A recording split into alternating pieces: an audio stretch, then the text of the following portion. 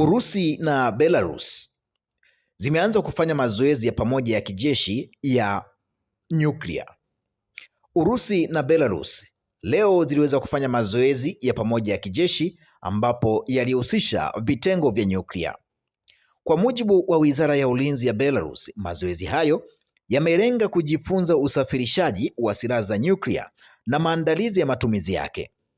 Wizara hiyo imesisitiza ya kuwa mafunzo hayo yalipangwa mapema na hayalengi nchi yoyote au nchi zozote, wala hayatoi tishio kwa usalama wa kikanda. Jeshi la anga na vitengo vya makombora vilishiriki katika mazoezi hayo.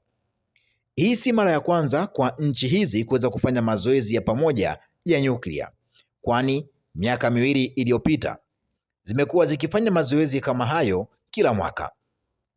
Mwaka jana Urusi ilipeleka kombora lake la Oleshenik nchini Belarus, kombora lake la kisasa la mwendo wa kasi, yaani kombora la hypersonic linaloweza kubeba kichwa cha nyuklia. Hatua iliongeza mvutano na muungano wa nchi za Magharibi.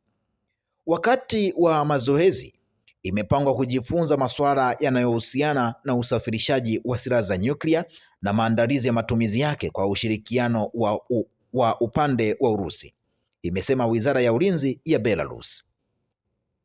Kumalizika kwa muda wa mkataba wa New START, baadhi ya vizuizi vya silaha za nyuklia kati ya Marekani na Urusi vilikoma kufanya kazi.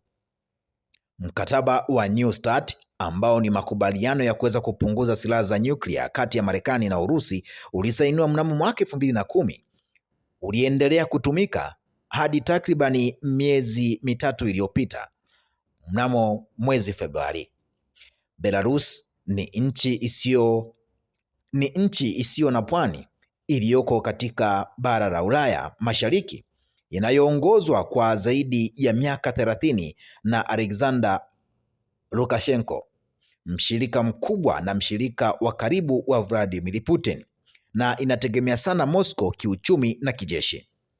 Belarus inapakana na Ukraine upande wa kusini na nchi za NATO kama vile Poland, Lithuania na Latvia upande wa kaskazini magharibi. Nchi hiyo pia inahifadhi silaha za nyuklia za kimkakati za Urusi. Mwisho wa kukusogezea kile ambacho tulitaka uweze kukijua kwamba ni kipi kiliweza kujiri katika taifa la Urusi na Belarus.